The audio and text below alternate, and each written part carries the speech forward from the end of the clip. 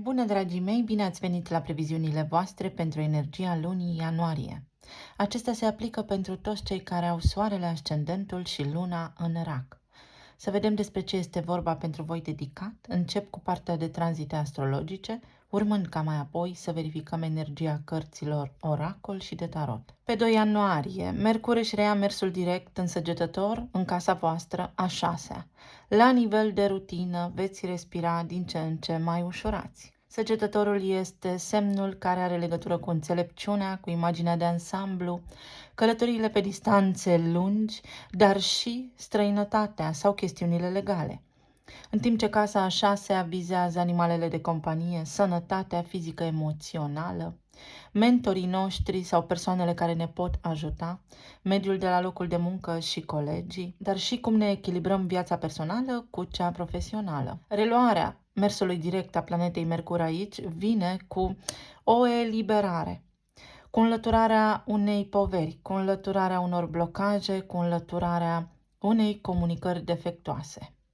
Mercur este planeta gândirii și a intelectului și în această perioadă de retrogradare e posibil să vă fi creat vouă multă confuzie, indecizie sau dubii în tot ceea ce ține de rutina voastră, să fi fost pe drumuri, să fi avut voi gânduri în legătură cu străinătatea, să vă fi făcut planuri de călătorie pe distanțe lungi în afara țării, să fi început niște discuții, poate care duceau către contracte, parteneriate și așa mai departe cu oameni la nivel de afaceri, la nivel de serviciu, însă toate acestea acum se vor liniști. Apele se liniștesc pentru voi și veți gândi cu mai multă claritate. Veți vedea că lucrurile se așează mai ușor în viața voastră, în rutina voastră și că dintr-o dată veți avea mai mult entuziasm, vă vin idei mai ușor. Mai departe, pe 4 ianuarie, Marte, planeta acțiunii, intră în Capricorn, în casa a 7-a. Acest sector din viața voastră are legătură cu contractele deja semnate, cu relațiile conștiente 1 la 1, cu persoana alături de care aveți o relație de lungă durată și stabilă, cu ai voștri clienți, cu ai voștri parteneri de afaceri. Iar Capricornul este semnul tradițional, semnul care vrea ordine și disciplină, care este orientat către rezultat, dar care face pașii în ordine. Este procedural corect, iar Marte, planeta acțiunii, vrea lucrurile foarte repede. Aici, planeta Marte în Capricorn este în exaltare, se simte bine. S-ar putea să fiți un pic grăbiți și impulsivi sau să dați dovadă de ușoară încăpățânare. Dacă nu voi, atunci oamenii cu care veți interacționa, pentru că această casă a 7-a ne aduce în viață, în prim plan, interacțiunea cu ceilalți care ne vorbesc nouă despre ceva ce se află în interiorul nostru. S-ar putea să vedeți prin interacțiunea cu ceilalți unde voi sunteți nerăbdători, unde voi accelerați atunci când ar trebui să mențineți o viteză de mers constantă, sau poate unde aveți nevoie să vă maturizați, să luați decizii mai hotărât, mai conștient și mai matur. Pentru că tot aici, pe 11 ianuarie, avem parte de luna nouă în Capricorn, în casa a 7-a. Noi angajamente, clienți noi, prospectăm piața, ne gândim cum să ne dezvoltăm afacerea dacă suntem antreprenori sau cum să tratăm lucrurile la locul de muncă. Pentru alții dintre voi poate însemna trecem la alt nivel. Dacă sunteți într-o relație care până acum era la nivel de a ne întâlni din când în când. Toate aceste lucruri vor fi favorabile. Vă puteți trasa intenții pe termen lung, veți putea gândi și acționa în consecință cu maturitate și înțelepciune. Pe 14 ianuarie se alătură și Mercur aici în dans, în Capricorn, în casa a 7-a și spune m-am hotărât. Este comunicare clară, concisă, scurt și la obiect. Mercur în Capricorn este o energie care nu stă la discuții inutile. Vrea seriozitate, vrea maturitate, vrea lucrurile să fie făcute într-o anumită ordine. Poate fi și o ușoară încăpățânare, poate fi o perioadă în care să vă regăsiți în relații, parteneriate cu ceilalți și să-i vedeți un pic mai tăcuți, să simțiți cumva că lucrurile nu sunt la fel de flexibile ca înainte, dar toate acestea au rolul de a pune niște baze solide acolo, Una peste alta, energia este bună și vă avantajează. Pentru alții dintre voi este un anume gând. Oare sunt în locul potrivit, alături de oamenii potriviți? Oare această căsătorie este bună pentru mine sau am urmat niște valori care nu mi-aparțin, care mi-au fost predate din familie? Toate aceste lucruri pot apărea în ianuarie pentru voi. Energia se schimbă însă după 20 ianuarie, când soarele intră în Vărsător, în casa a 8-a. Iar Vărsătorul este semnul unicității, semnul originalității și al inovației. Este nonconformist, rebel, unic în felul său.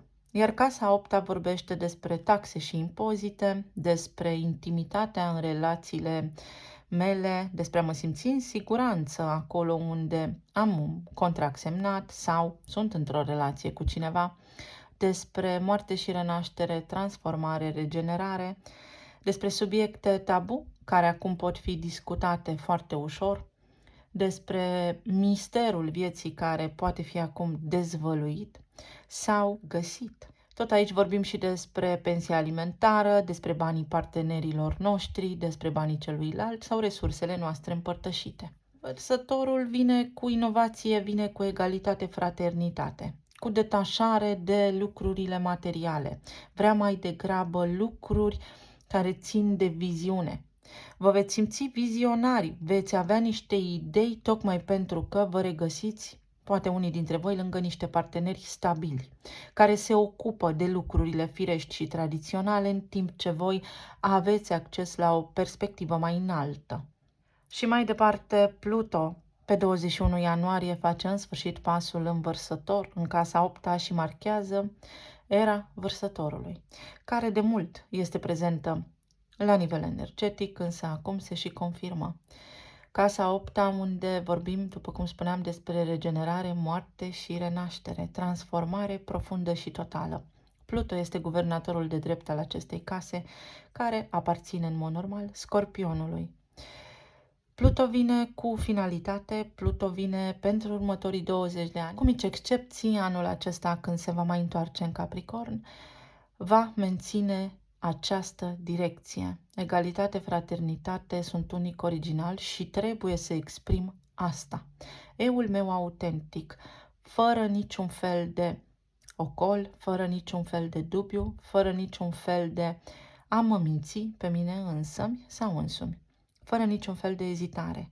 Este acel moment din viața fiecăruia dintre noi când trebuie să fim sinceri cu noi și când este important să nu ne mai identificăm cu personajul pe care îl jucăm, respectiv numele și prenumele nostru, ci să ne uităm către suflet. Pluto aici poate aduce abundență, prosperitate, un Pluto în general poate schimba tot în viața unui om, tot ce ține de proprietăți, resurse împărtășite, banii mei, banii tăi și așa mai departe. Pentru unii dintre voi poate veni cu marcarea punctului în care să nu mai poată fi susținută o relație, cu un divorț, însă când Pluto ia, Pluto și dă ceea ce este potrivit pentru noi, tocmai pentru că noi ne opunem. Pe 23 ianuarie, Venus, zeița iubirii, intră în Capricorn în casa a 7-a.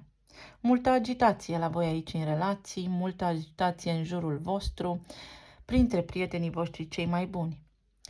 Pentru cei care sunteți antreprenori, veți avea șansa să semnați niște contracte solide și stabile care să vă întoarcă investiția, care să fie bănoase. Veți avea posibil în luna ianuarie o deschidere, un orizont foarte larg unde să vă creați o linie foarte stabilă, unde să accesați fonduri, unde să accesați bani, unde să vă încheiați contracte pentru a vă dezvolta. Pentru alții dintre voi poate fi căsătorie. Pentru alții dintre voi, pentru că avem aici și Marte, avem aici și Mercur, poate fi, mă întreb, ce se mai poate face în acest caz? Sunt lângă omul pe care îl iubesc, da sau nu? Iar pentru alții dintre voi este confirmarea că alegerea voastră este una bună și de durată. Și nu în ultimul rând, pe 25 ianuarie avem parte de luna plină din Leu, din casa a 2-a. După cum vedeți, și axa fizică-metafizică sau axa banilor este activă pentru voi în luna ianuarie, când puteți într-adevăr accesa sacul, tezaurul, cufărul cu valori, cu pietre nestemate. Este o lună foarte bună, însă luna plină în Leu aduce la nivel de banii mei, la nivel de iubire, stimă de sine, o încheiere, o finalitate, o concluzie. Ceva ce înainte negam, acum trebuie să accept sau devin conștient de lucrurile pe care înainte le ignoram sau am posibilitatea să corectez acțiunile din ultimele 6 luni. Leul înseamnă copiii noștri, în cazul în care avem copilul interior din mine, creativitatea, pasiunea, iubirea, romanța, dar și riscul. Iar luna plină vrea să încheie ceva și să o ia de la început. Într-o casă a banilor și a iubirii s-ar putea unii dintre voi să încheiați o relație, să divorțați și să faceți partajul. Pentru alții dintre voi poate însemna în sfârșit mă așez la casa mea, mă căsătoresc sau în sfârșit cunosc pe cineva care să confirme că există dragoste, că există iubire, respect și armonie. Pentru alții dintre voi vă detașați, vă desprindeți dintr-un parteneriat la nivel de afaceri sau puteți să vă înființați o entitate juridică, să o luați voi pe cont propriu, separat de locul vostru de muncă sau să creați ceva de la zero. Pentru alții dintre voi este o nevoie de a vă schimba modalitatea în care cheltuiți, relația cu banii și perspectiva financiară. Leul este un semn al luxului, al opulenței, iar o lună plină spune stop joc, fii mai atent în această direcție pe ce cheltui, că s-ar putea să cheltui pe lucruri scumpe sau inutile banii și nu este chiar momentul să faci aceste lucruri. Eu vă mulțumesc tuturor, să aveți un an nou minunat, să vedem acum ce ne spune și energia cărților Oracol pentru RAC, luna ianuarie. Casa a patra, casa copilăriei, spațiul locativ, părinții, trecutul, rădăcinile mele și proprietățile mele. În casa a patra se regăsește liniștea noastră, modalitatea în care noi performăm, modalitatea în care noi suntem după cortină. S-ar putea ca elemente legate de casa a patra, unde voi aveți balanța, să fie activate în această lună. Aici voi aveți nodul karmic, nodul sud în balanță, care poate veni cu acea idee de relație stabilă nouă, în cazul în care sunteți singuri, cu reevaluarea acțiunilor din ultimele 6 luni, dacă ceva a mers mai puțin bine în căsnicia voastră, în relația voastră de lungă durată sau cu finalitate, cu un divorț, o separare, dar în termeni amiabili, unde într-adevăr să fie implicați și copiii, însă toate lucrurile se vor liniști până la urmă. Casa a patra este casa voastră, unde luna este guvernatoare, deci această lună plină pentru voi, uite, va avea un impact destul de mare. Casa a patra și casa a doua, casa a treia. Comunicarea, studiile, drumurile pe care le fac și casa a doua a banilor, unde se va petrece luna plină în Leu pentru voi. Este o energie de copil care caută să se maturizeze, fie voi sunteți aceștia, fie aici în discuție sunt implicați pentru voi copiii în această lună, faceți niște tranzacții, faceți niște calcule la nivel financiar pentru copii, vreți să le asigurați niște lucruri, le creați un cont de economii pentru studii, copiii voștri încep ceva sau voi sunteți aceștia ca la început de drum, în sfârșit prindeți curaj, vă bucurați de viață și vreți să faceți niște schimbări majore care să vă ajute în viitor. Să vedem mai departe, pentru RAC, ianuarie, nu-mi vine să cred că a trecut deja anul, Regina de Spade și Vărsătorul. Regina de Spade aici s-ar putea să aducă schimbarea la nivel de parteneriate, schimbarea unor contracte, a unor clauze. Arhetipul reginei de spade este cel al persoanei divorțate sau cel al persoanei care acum ține emoțiile practic în frâu și filtrează și prin rațiune viața. Este o energie destul de stabilă, de detașată și de lucidă, care pe voi în această lună vă poate ajuta. Având în vedere că vorbim despre casa a doua, casa a patra și casa a opta, care sunt toate case karmice, într-o oarecare măsură, veți avea ceva activități, ceva acțiuni, evenimente care vă împing pe voi către curățarea unei cauze vechi, către vindecarea unor răni către divorț pe unii sau către căsătorie pe alții.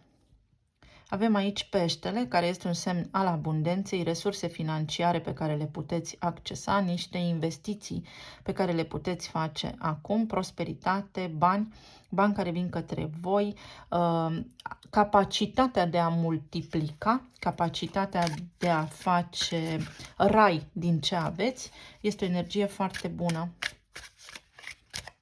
Casa a treia și casa a patra, poate vindeți o proprietate, poate investiți în imobiliare sau în bursă, știu eu. Iar aici avem lucrurile care parcă funcționează împotriva ta, trebuie să plece. Dacă ceva în viața ta acum nu funcționează bine, este pentru că nu este pentru tine.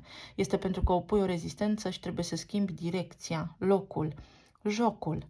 Și avem alte lucruri care apar la orizont, dar pe care tu nu le vezi, tocmai pentru că fie dai dovadă de încăpățânare, de imaturitate sau ești emoțional atașat de niște lucruri vechi. Vărsătorul spune eliberare de atașamente, inovație, suntem vizionari. Nu mai cărăm după noi nimic din trecut. Plecăm cu hainele pe noi în lume, conștienți de faptul că avem tot ceea ce ne trebuie să o luăm de la început. Asta este energia descrisă aici. Pluton în casa 8-a, în Vărsător. Și aici avem elementul spiritului, eterul. De unde lucrurile pentru voi vin, avem Trinitatea, sufletul vostru vă duce în altă direcție. Din ianuarie 2024, pentru voi se deschide o altă cale. Orice ar însemna asta pentru fiecare dintre voi dedicat. Vor apărea niște lucruri noi, complet noi, lucruri la care poate nu vă gândeați, lucruri la care poate nu sperați, dar sunt toate acolo menite să vă poarte pe drumul cel bun. Să vedem mai departe la nivel de relații, plan material și emoțional pentru RAC, ianuarie 2024.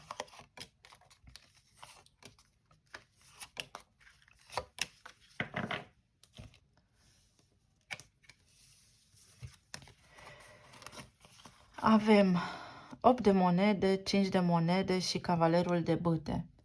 Prind curaj și nu mă mai simt al nimănui. Îmi crește stima de sine. Cavalerul acesta de bâte este Marte în Capricorn, care este o energie rebelă.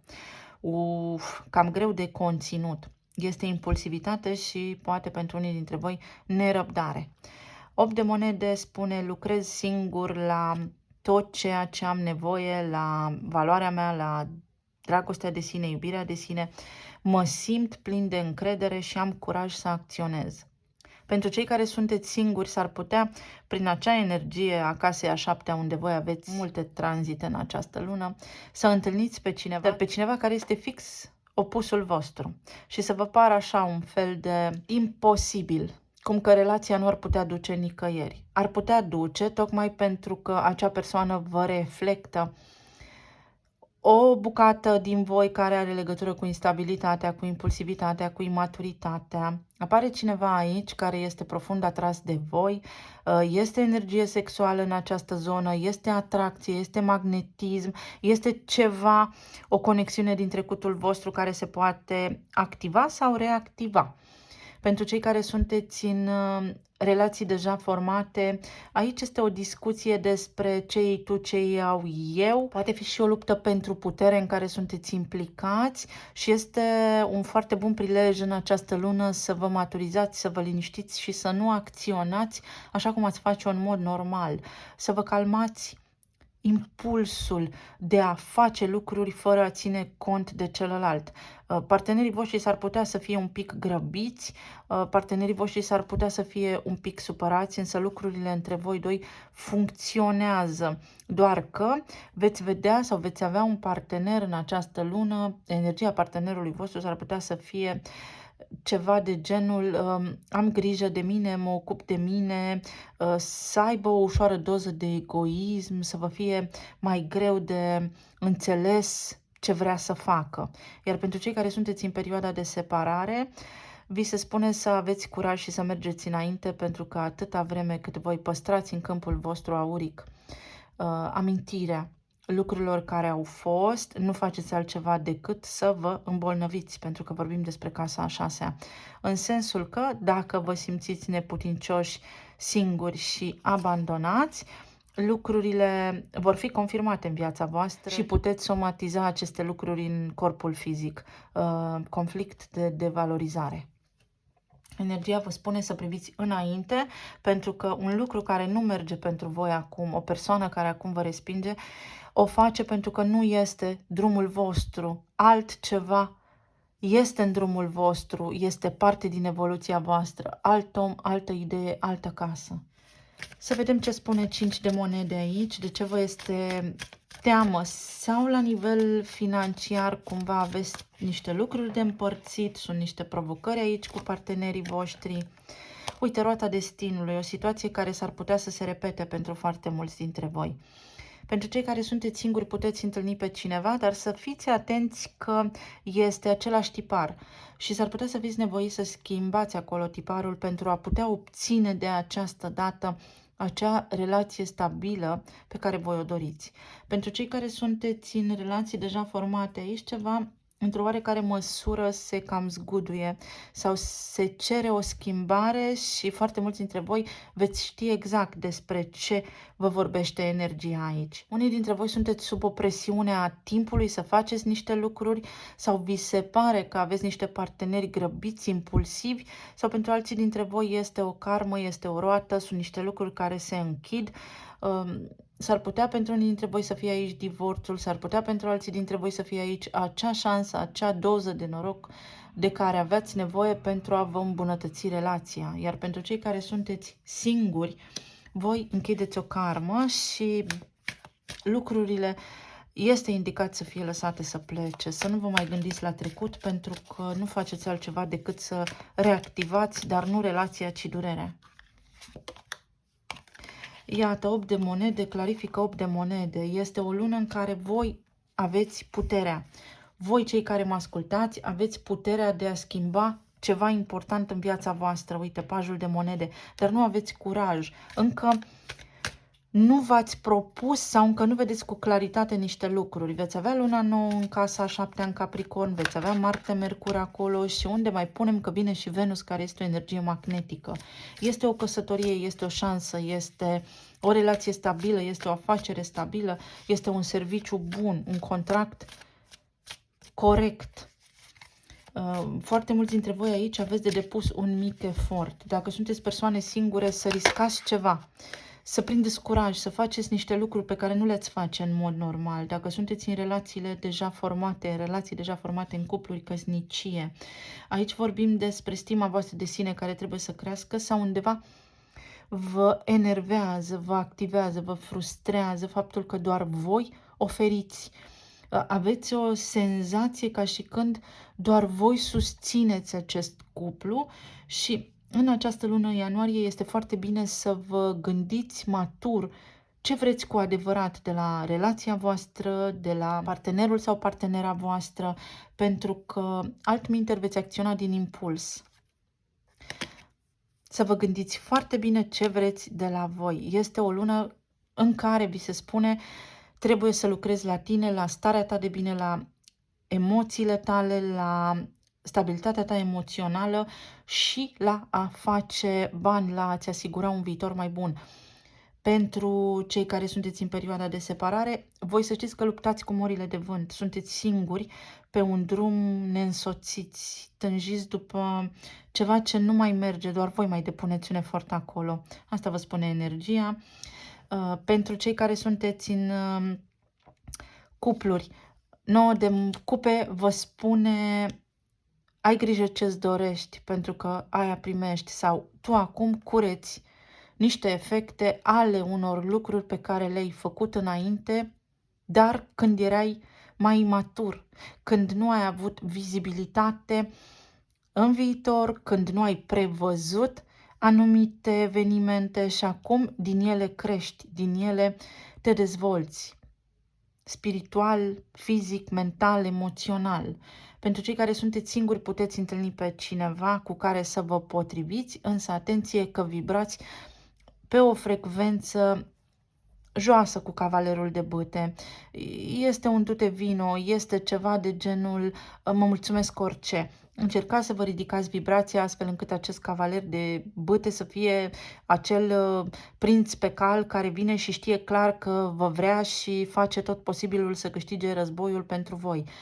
Iar pentru cei care sunteți în perioada de separare, aici vi se spune că s-ar putea ca oamenii la care vă gândiți voi să fie doar atrași de voi magnetic sau să aveți parte, să fie avut parte de persoane instabile emoțional care pe termen lung oricum ar fi făcut ce au făcut acum.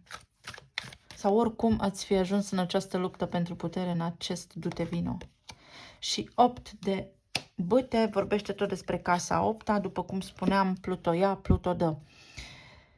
Vizibilitate este o carte a săgetătorului. Văd imaginea de ansamblu, sunt înțelept când iau deciziile mele, pot începe să conversez cu cineva. Unii dintre voi vă veți conecta cu cineva din trecutul vostru, cineva care a fost dorința sufletului vostru, o persoană cu care v-ați potrivit la nivel eteric, cum se spune din popor, dată de sus, doar că voi ați luat pe cineva de jos, dacă are sens ce spun. Există o conexiune aici care se poate reactiva. Pentru absolut toată lumea, indiferent de situația voastră în relație acum, există progres. Atât că trebuie voi să fiți conștienți de lucrurile pe care vi le doriți, astfel încât să ajungeți către aceste începuturi, către această cale, către această prosperitate și stabilitate. Să vedem mai departe pentru rac ianuarie. Avem intervenție divină. Pluto este exact ca focul care pârjolește tot, dar care îți oferă acoperământ, care pe tine nu te arde, pentru că tu renaști din propria ta cenușă. Este catalistul schimbării, este închidere de karmă, este o aliniere cu oamenii potriviți, alături de care să puteți evolua și îndepărtarea oamenilor din viața voastră care nu mai au ce căuta acolo pentru că și-au îndeplinit rolul și misiunea. Intervenție divină în relațiile voastre, progres și voie bună duce către evoluție. La nivel de plan material avem pajul de bâte, avem 9 de spade și 2 de monede. Aveți un stres. Ce să fac? Nu știu exact ce se întâmplă. Am de făcut o alegere care mă stresează, o alegere de care depinde tot pentru unii dintre voi. O nevoie de a vă detașa, o nevoie de a o lua pe cont propriu, o nevoie de a face o schimbare. Este un gând care vă apasă foarte tare și aveți de ales dacă să faceți această schimbare sau nu în luna ianuarie. Este un an de vibrație 8, este un an care poate fi pentru unii karmic, iar pentru alții foarte abundent. Depinde foarte mult de voi și de cum gândiți, de cum simțiți, de cum vă veți raporta voi la energie. Ce vă stresează aici cu 9 de spade? Magicianul. Vreți să acționați și nu știți dacă este bine să acționați sau nu. Cu luna plină din leu din casa a doua, energia vă împinge să încheiați ceva și să acționați, să faceți ceva nou, să vă maturizați, să renunțați la niște lucruri și să începeți altceva nou. 2 de monede, 6 de cupe. Să faceți ceva ce v-ați dorit de foarte mult timp sau să faceți ceva ce vă doriți, dar într-o formă foarte matură și cu un plan foarte bun. Fie de afaceri, fie gândit foarte bine. Pentru alții dintre voi înseamnă o iubire de la locul de muncă pe care o puteți reîntâlni. Mare iubire, iubire, mare iubire. Și aici avem înaltul preot. Iar pentru alții dintre voi puteți reveni la niște idei pe care le-ați avut cu foarte mult timp înainte. Puteți reveni la o profesie pe care ați avut-o înainte, care vă scapă de griji și de dureri de cap. Este stabilitate aici, este planeta Venus sub această carte. Aici este semnul Scorpionului care spune că orice s-ar întâmpla, tu ai aptitudinile necesare să îți câștigi pâinea cea de toate zilele. Nu te îngrijora. Dacă ceva nu merge, este momentul să dai drumul, să închei un contract pentru că altceva mai bun apare pentru tine acum. Chiar dacă va trebui tu să faci niște drumuri, începe o nouă etapă la nivel financiar pentru tine. Sunt niște bani care pot veni pentru tine aici, este o achiziție pe care o poți face acum, este un partaj pentru unii dintre voi, depinde de situația care vi se aplică. Aici avem, uite, câștiguri neașteptate, vedeți, o investiție. Am și zis de bursă mai devreme, foarte amuzant. Venituri neașteptate și ceva ce acum vă este accesibil. În general, când este perioada reducerilor, este ca și când am găsit foarte multe oferte de nerefuzat. Veți avea o ocazie unică să faceți ceva anume în zona financiară, să vă găsiți un serviciu mai bun, să cumpărați niște lucruri pe care vi le doriți, să faceți o achiziție, să vindeți ceva acum. Dacă vindeți, ar putea să fie nevoie să reduceți un pic prețul, însă pe termen lung, de fapt, câștigați mai mult. Este o energie bună. Iar la nivel de plan emoțional avem puterea, îndrăgostiții și un 4 de bâte care în primă fază era întors. 4 de bâte spune o alegere la nivel de iubire. Sunt cărți foarte bune la nivel emoțional aici. Este ca și când voi vă doriți foarte mult în viața voastră pe cineva sau ceva anume. Și puteți avea și pe cineva anume și ceva anume. Însă, în loc, vă ține doar modul vostru de a gândi, pentru că voi sunteți co-creatorii realității voastre. Pentru a putea obține lucrurile pe care le doriți, este important să vă stăpâniți mintea și emoțiile deopotrivă. Aveți putere să treceți peste niște lucruri foarte importante. Unii dintre voi vreți să luați o decizie care are legătură cu casa voastră, căsătoria voastră, relația voastră. Pentru alții dintre voi, în sfârșit, cineva ia o hotărâre într-o anume direcție. Aici, leul are legătură cu casa a doua, unde voi veți avea luna plină. O relație se poate termina, dar este tot răul spre binele vostru suprem. Pentru alții dintre voi poate însemna, în sfârșit, cineva își asumă o relație și mă pot căsători. Este o relație oficială, este o relație în care eu nu mai suspin. Pentru alții dintre voi puteți avea parte de o surpriză din partea partenerilor voștri, cum că aceștia au ceva anume pe suflet. Uite, regina de bâte, un gând la cineva anume. Regina de bâte este cumva celălalt sau cealaltă femeie, un gând de-al vostru către cineva, dar cu care nu sunteți căsătoriți, ci pe care îl sau o regretați și vă gândiți cum ar fi fost dacă ați fi fost împreună. Pentru unii dintre voi, persoana aceasta este în câmpul vostru auric, în câmpul vostru electromagnetic, prezentă, nu v-a uitat, pentru cei care sunteți interesați de aceste aspecte.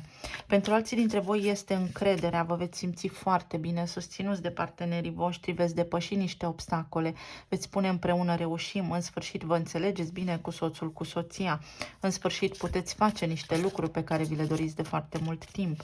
Pentru alții dintre voi este vorba despre o călătorie, este vorba despre ceva ce s-ar putea să se fi întâmplat pe sezonul leului.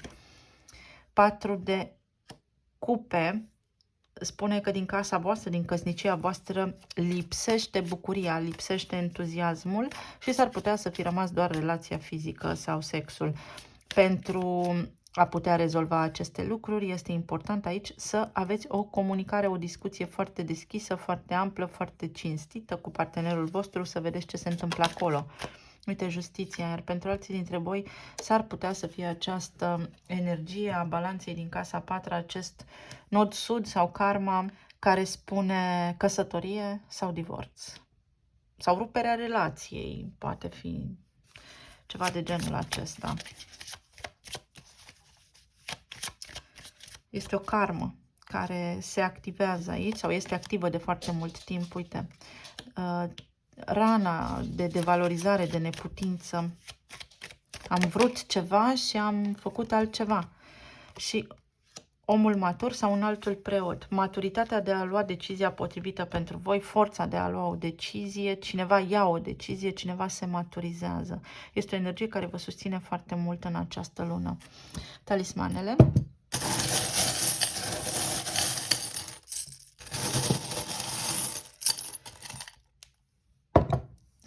Bună, sunt stresat. Da, aici aveți cartea stresului, pentru că te iubesc. Vă este gândul la cineva care vă iubește, voi iubiți pe cineva și sunteți stresați, dar aici sunt acorduri.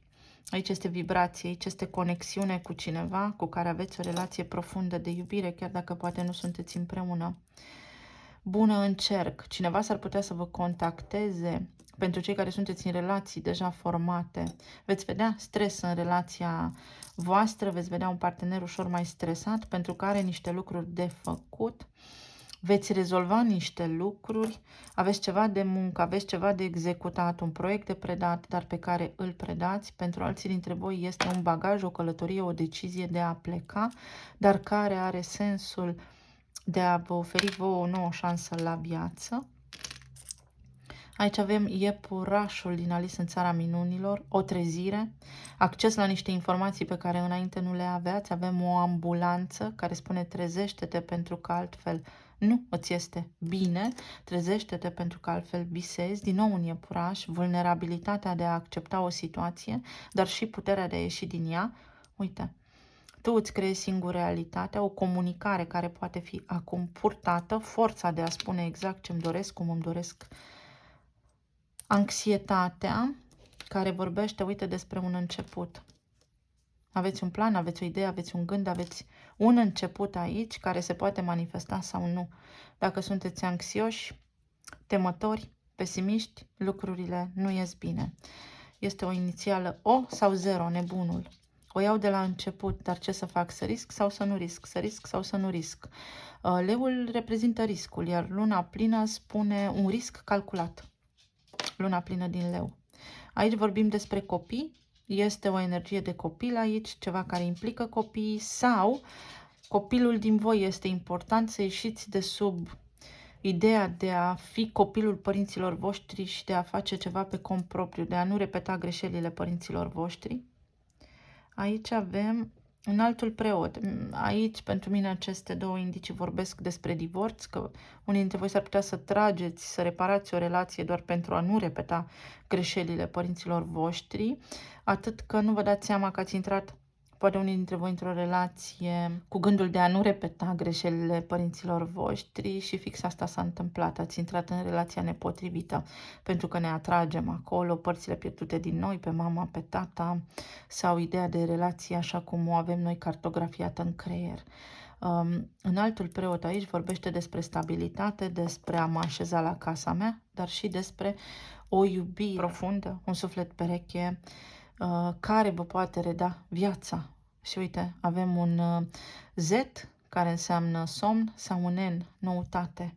O spirală care se activează, ceva care se deblochează acum pentru voi, o conexiune cu cineva, un parteneriat, un loc de muncă unde voi să excelați. Eu vă mulțumesc tuturor, vă doresc să aveți un an 2024 minunat, să fiți bine, sănătoși și iubiți și să ne reauzim cu bine și data viitoare. Pa, pa!